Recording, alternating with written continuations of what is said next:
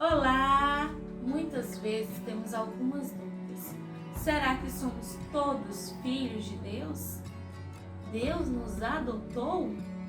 No vídeo de hoje nós vamos responder algumas dessas perguntas e esclarecer elas à luz da Bíblia, à luz da Palavra de Deus.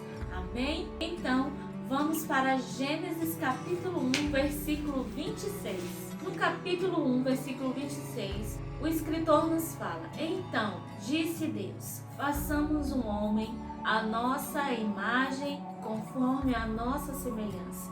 Domine ele sobre todos os peixes do mar, sobre as aves do céu e sobre os grandes animais de toda a terra, e sobre todos os pequenos animais que se movem rente ao chão. Deus criou o homem à sua imagem, a imagem de Deus o criou. O homem e a mulher os criou. Então, a primeira pessoa que Deus criou foi Adão. Adão foi criado no jardim do Éden para reinar sobre a terra. E nós, será que somos também criaturas de Deus? Deus nos criou ou somos filhos de Deus? No Salmo 139, a partir do versículo 13, o salmista fala: Tu criaste o íntimo do meu ser e me teceste no ventre da minha mãe. Eu te louvo porque me fizeste de modo especial e admirável. Tuas obras são maravilhosas. Digo isso com convicção. Meus ossos não estavam escondidos de ti quando em secreto fui formado e entretecido como nas profundezas da terra. Os teus olhos viram o meu embrião todos os dias determinados para mim. Foram escritos no teu livro antes de qualquer deles existir. Nesse versículo o salmista fala que Deus o criou no ventre da sua mãe. Então sim, nós somos criaturas formadas por Deus no ventre de nossas mães. Ele forma os nossos olhos, o formato da nossa cabeça, a estrutura do nosso corpo. Tudo é criado por Deus. A primeira pessoa que vê o nosso embrião é Deus. Deus, Ele nos forma de maneira especial e admirável no ventre da nossa mãe. Então, assim como Deus criou Adão no jardim do Éden, da terra, do barro, Ele nos cria dentro do ventre da nossa mãe. Como que passamos de criatura para filhos de Deus? Nós vamos ver Deus falando com Nicodemos no livro de João, no versículo 3, a partir do 3, Jesus fala Nicodemos, um homem altamente estudioso, uma autoridade entre os judeus, vai de madrugada questionar Jesus. E então Jesus diz para Nicodemos: Digo a verdade, ninguém pode ver o reino de Deus se não nascermos de novo. Perguntou Nicodemos: Como alguém pode nascer sendo velho? É claro que não pode entrar pela segunda vez no ventre de sua mãe e renascer. Jesus respondeu: Digo a verdade, ninguém pode entrar no reino de Deus se não nascer da água e do Espírito. O que nasce da carne é carne, mas o que nasce do Espírito é Espírito. Não se surpreenda pelo fato de eu ter te dito: é necessário que vocês nasçam de novo. O vento sopra onde quer, você o escuta, mas não pode dizer de onde vem nem para onde vai. Assim acontece com todos os nascidos do Espírito. Nicodemos não consegue entender como é esse nascer de novo. E Jesus, ele explica que quando nasce da carne, é carne. O que nasce do Espírito é o Espírito. O que será que Jesus queria dizer com nascer da água e do Espírito? Jesus, ele queria dizer que o nascimento, a pessoa nasce de novo espiritualmente. Ela nasce da água quando ela se batiza na água. E ela nasce do Espírito quando ela entende que Jesus Cristo é o Senhor e Salvador da sua vida. E então ela nasce do Espírito. Ela tem esse novo nascimento, um nascimento espiritual. Quando acontece esse novo nascimento, Jesus nos fala em João também, capítulo 14, quando acontecer esse novo nascimento, a gente recebe o Espírito Santo. Vamos ver o que está dizendo. No capítulo 14, versículo 16 de João, Jesus fala: eu pedirei ao Pai e Ele dará a vocês outro conselheiro para estar com vocês para sempre, o Espírito da verdade. O mundo não pode recebê-lo, porque não o vê nem o conhece, mas vocês o conhecem, pois Ele vive com vocês e estará com vocês. Não deixarei órfãos, voltarei para vocês. Aqui Jesus nos fala que não nos deixará órfãos. Se Ele fala que não nos deixará órfãos, é porque somos órfãos. Porque somos criaturas de Deus. E quando recebemos Jesus como nosso Salvador, como aquele que derramou seu sangue na cruz para nos salvar, para me salvar, para te salvar, Ele nos envia o Conselheiro, o Espírito da verdade que vai habitar dentro de nós. Esse Espírito Santo, o Espírito da verdade, não nos deixará órfãos. Então, voltarei para vocês, Ele voltará para nós. Aqui ele estava falando que ia subir aos céus, mas ele ia voltar como Espírito Santo. E não vos deixarei órfãos, porque eu vivo, vocês também viverão. Quando nós confessamos e aceitamos Jesus como Senhor e Salvador da nossa vida, nós recebemos o Espírito Santo. Jesus nos fala que não dará ao mundo, porque o mundo não os conhece, mas Ele dá a todo aquele que confessa como Senhor e Salvador da sua vida. E Ele fala que assim como Ele vive, nós viveremos, nós ganharemos a vida eterna junto ao Pai, junto ao Filho, junto ao nosso Salvador.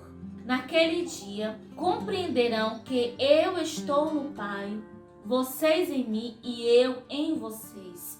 Quem tem os meus mandamentos e lhe obedece, esse é o que me ama. Aquele que me ama será amado por meu Pai, e eu também o amarei e me revelarei a ele. Jesus, ele se revela a nós quando nós o amamos, quando nós obedecemos os mandamentos de Deus. E Judas, que não é o Iscariote, questiona: Senhor, por que tu não revelarás ao mundo? E Jesus responde: se alguém me ama, obedece a minha palavra, e meu Pai o amará, e nós viveremos a Ele e faremos nele morada. Quando nós amamos a Deus e obedecemos os seus mandamentos, Deus nos ama, Jesus nos ama, e dentro de nós Ele faz morada através do Espírito Santo de Deus que habita dentro de nós. E esse Espírito Santo faz algo extraordinário na nossa vida. Vamos ver o que esse Espírito Santo faz na nossa vida. No versículo de Romanos, capítulo 8, versículo 11, o apóstolo Paulo nos fala: e se o Espírito daquele que ressuscitou Jesus dentre os mortos habita em vocês, aquele que ressuscitou a Cristo dentre os mortos também dará vida a seus corpos mortais, por meio do Espírito que habita em vocês. O Espírito Santo, quando nós amamos a Jesus e obedecemos os seus mandamentos, ele habita dentro de nós.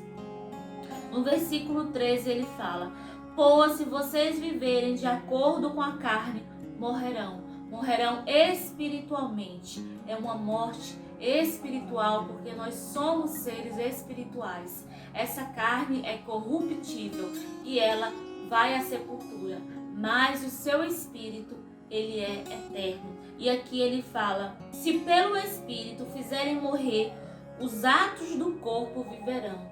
Se nós não deixarmos os desejos do corpo se sobressair na nossa vida, nós viveremos eternamente na casa do Pai. Porque todos os que são guiados pelo Espírito de Deus são filhos de Deus. Pois vocês não receberam um espírito que os escraviza para novamente temerem, mas receberem um espírito que os torna filhos por adoção.